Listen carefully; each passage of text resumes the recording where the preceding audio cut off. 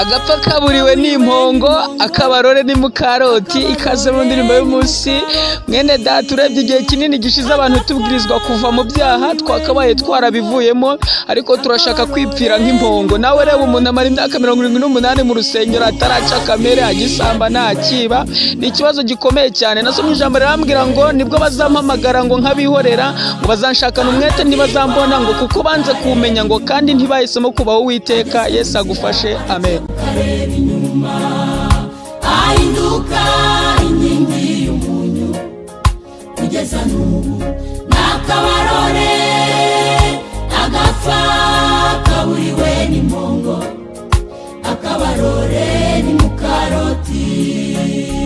Mukati yabwiwe guhunga, bahungire ku musozi w'Imana, kandi abwirwa kutareba inyuma.